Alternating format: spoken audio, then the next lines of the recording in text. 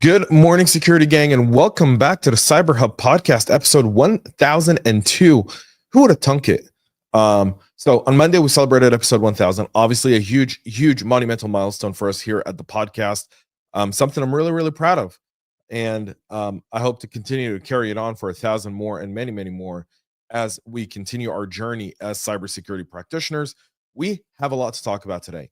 The show is packed with news, so I won't waste your time with fluff. We're going to get right into it. Today is Wednesday, October 29th, 2025. And for those who are tuning in for the very first time, my name is James Azar. I'm the host of the CyberHub Podcast. I'm also a chief information security officer and a cybersecurity practitioner. So no marketing fluff, not trying to sell you anything. I'm just giving you what I know as a practitioner. So without further ado, to power me through today's episode, which I am going to need power because we have a lot of stories to talk about today. Plenty. My double espresso. Coffee cup cheers, y'all.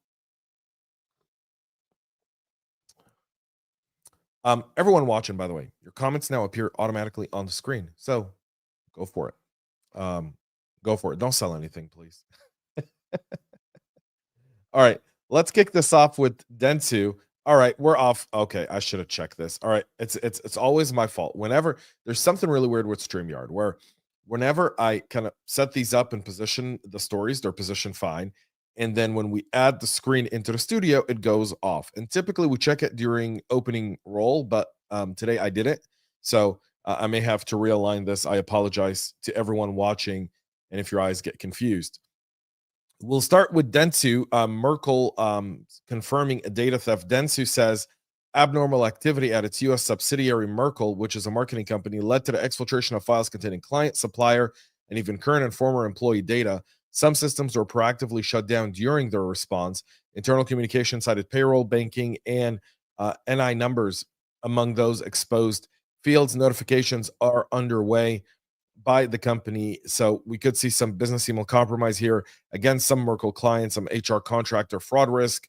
All of those are significant. If you're ever kind of in one of these types of situations where one of your vendors is compromised, there's a few aspects to it depending on how you work with them. If you've got any sort of connection into your environment, you want to rotate your API keys or your SFTPs.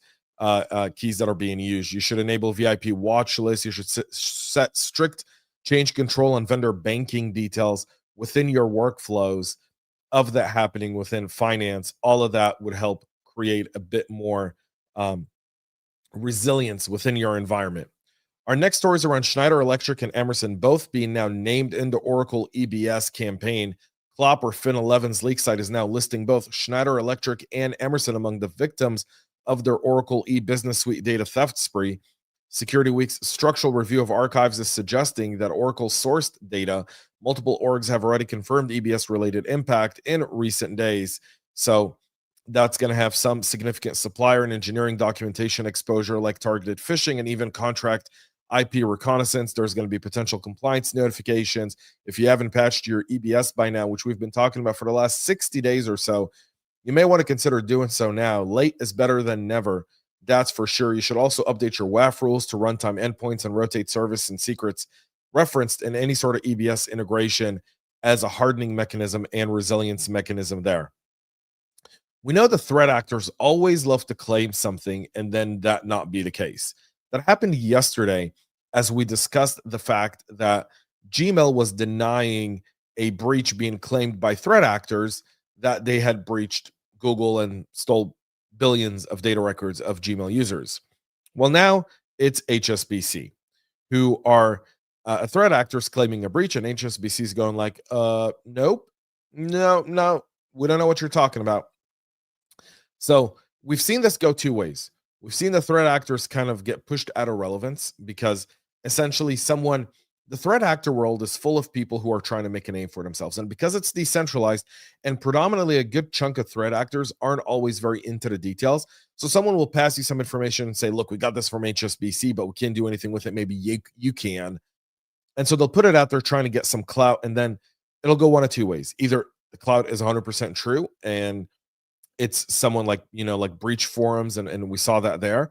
Second aspect is it's all untrue. They lose all of their cred, and they kind of disappear and change their monikers and come back later, potentially trying to make a name for themselves again. So the threat actor claiming access to HSBC USA customer records with financial details. This remains alleged pending confirmation from HSBC. There could be fraud risk if this is true, and even some reputational inquiries if not. So we'll see how HSBC actually tries to handle this one. They're currently investigating the claim itself and trying to figure out whether or not it's true.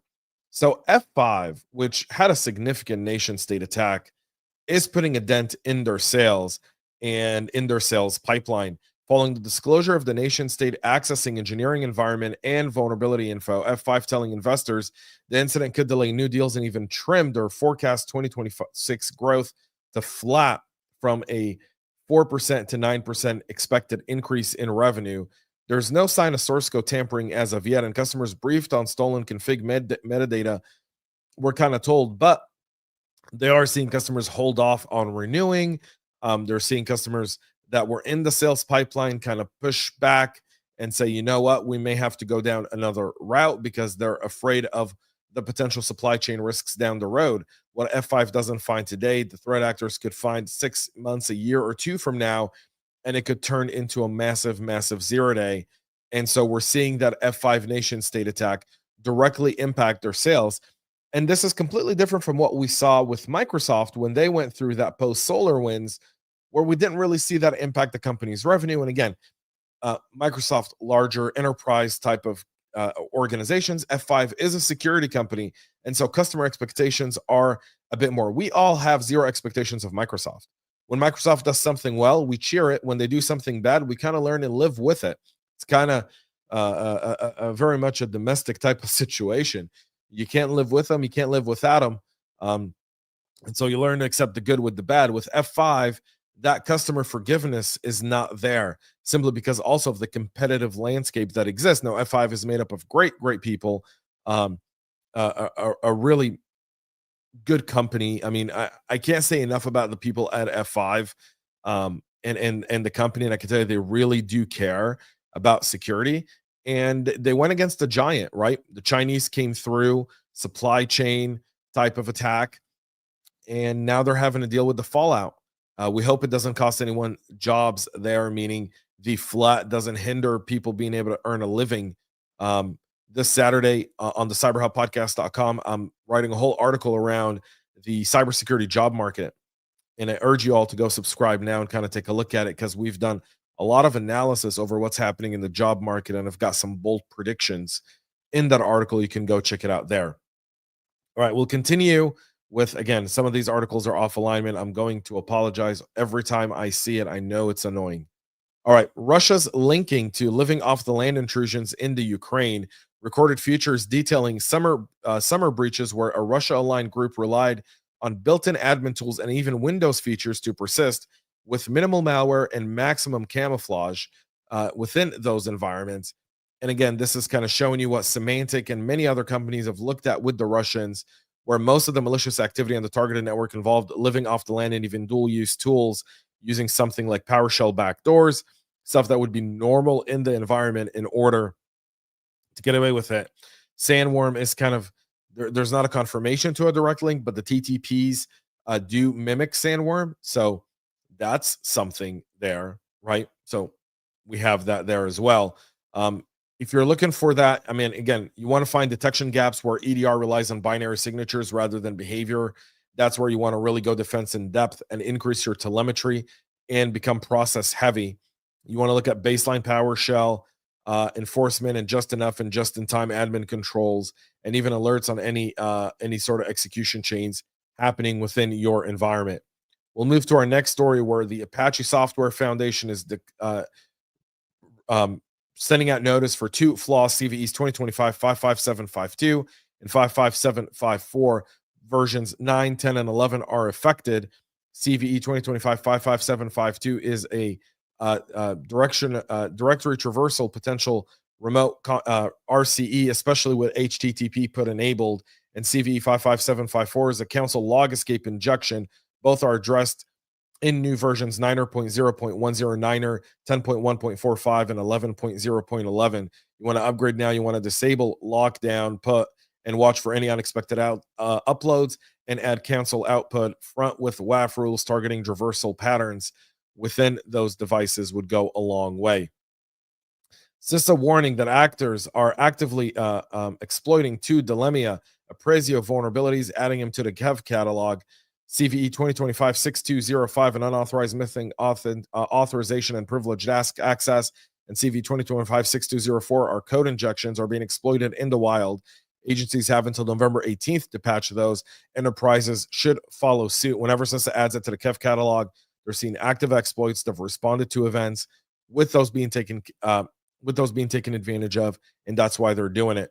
So you definitely want to get these patched up to versions R2020 and R2025. Restrict app access by network policy and monitor for new admin users and integration endpoints. All of those come into play there. We'll continue with NPM and more stuff there. So this one, folks, is significant because 10 NPM packages are now stealing dev credentials across different OSs. Researchers catching the 10 malicious NPM packages, siphoning developer creds on Windows, Mac OS, and even Linux to stage supply chain access. Again, any sort of repo or CI compromise will entail secret leakage and potential identity and even poisoning builds. You want to enforce package allow list, lock token scopes, and lifetimes and quarantine HTML docs in packages.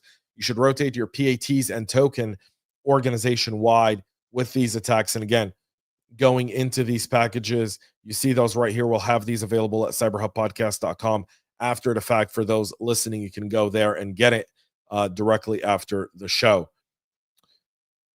A new attack, a new physical side channel attack on the DDR5 on Intel and AMD Ts is being called T-Fail. Academic work is showing keys can be extracted from CPU trusted execution environments via the DDR5 timing effect under specific lab conditions. This isn't something you need to pay attention to, but it is in the insider threat realm of, the potential North Korean IT worker scam. If they get their devices, they could look at doing something like that, especially if you're reusing these devices, meaning you're not, you're kind of wiping a device and reusing it, which many of us do because it's cost effective, it's economical. You don't want to have a bunch of laptops. You don't want to lose money on it. You want to keep them for the depreciation time before you replace them. But it's a heads up for high assurance environments. Again, this is a niche risk for HSM like T users and cloud confidential compute. So there's a bunch of microcode and BIOS guidance that's been released by both Intel and AMD. You want to make sure you follow those through. North Korea accounting for plenty, according to Trellix, a nation state activity dominating it. In fact, recently, reports pegs North Korea as the leading Q2, Q3 state activity by volume, spanning crypto theft and even defense adjacent espionage. That's increased targeting of fintech, defense suppliers, and even dev environments for monetization and IP. So you want to be aware of what the North Koreans are doing there as well. We continue with something really, really interesting happening in Myanmar and Thailand. So the border of Myanmar and Thailand has been kind of home to these major online scam centers where they're bringing in these people, they're flying them in, and they're essentially putting them in modern day slavery where they're having to operate in scam environments. They're then trying to blackmail their families back home. Some of them have been reports. I've been told by people I know that are dealing with this that some people have gone missing altogether, where there have potentially been killed, and then their organs have been harvested to be sold on the black market, and so much more. I mean, this isn't just cyber. This has really moral ramification. Well, 1,500 people are escaping from Myanmar, heading into Thailand after the major raid and building demolitions by the Myanmar army. And the fallout is insane. Stragglers have crossed the border. The region scam ecosystem is reforming there. So, they're bombing some of these buildings, right? They're blowing them up to smithereens. I think that's a good example, by the way. There's nothing wrong with a little bit of force against cyber scammers to kind of get them to realize, you can't just operate with impunity forever. And again, anyone dealing with human trafficking and modern human slavery, to me, is at the lowest of the human appreciation battle there. So, like, please, I'm completely fine with Myanmar blowing them up. And the FCC now approving a measure to further curb illegal robocalls, tightening obligation on carriers and analytics providers. So there should be a possible drop in OTP delivery abuse as attackers may pivot from MFA to MFA fatigue and app-based prompts. Again, the agency decision to approve the proposal was released on October 7th, meaning the FCC will now broaden the definition of caller identity information, implementing new requirements for service providers and mandate that providers alert consumers when calls are coming from overseas and block the use of U.S. area codes for calls that originate in foreign countries. Something basic we've talked about forever. I've said it multiple times when I've been on the Hill, meeting with people from the FCC or meeting with elected officials. Outlaw, hold AT&T, Verizon, anyone who sells VoIP numbers, hold them accountable to only sell them to U.S. individuals, put them on record, and watch what happens. It just drops infinitely. And then sanction anyone who does any workarounds. Sanction them to smithereens. That's also very effective. That's it for our show this morning. We'll be back tomorrow at 9 a.m. Eastern, live with all the latest. Now, a few things to keep in mind, folks. One, CyberHubPodcast.com. You'll get a full summary of this today's show in written format with an action list, anything you need to have to get started in your day, or as you wrap up your day if you're overseas. I think like 30% of our audience is overseas. So that's something really important to do. Also on Saturday, I started talking about this midway through the show, but I have a brand new article coming out. I was working on it last night. The research is unbelievable. The amount of folks, the amount of cybersecurity jobs where people are getting laid off right now is crazy. The job market is extremely, extremely difficult. I take that head on. A lot of research, a lot of input, a lot of theories, and kind of a comeback. So you can go sign up to cyberhubpodcast.com and 8 a.m. Saturday morning, grab your cup of coffee, sit down while your kids are watching cartoons, while your wife might be reading a book, or just take in the morning to for some much needed mom time. Read that article. It'll go a long way to helping you kind of realize what's happening around you. All right. That's it for us here today. Have a great rest of your day, y'all. Thank you so much for tuning in. Make sure to subscribe, follow, share, like, comment, and most importantly, y'all, stay cyber safe.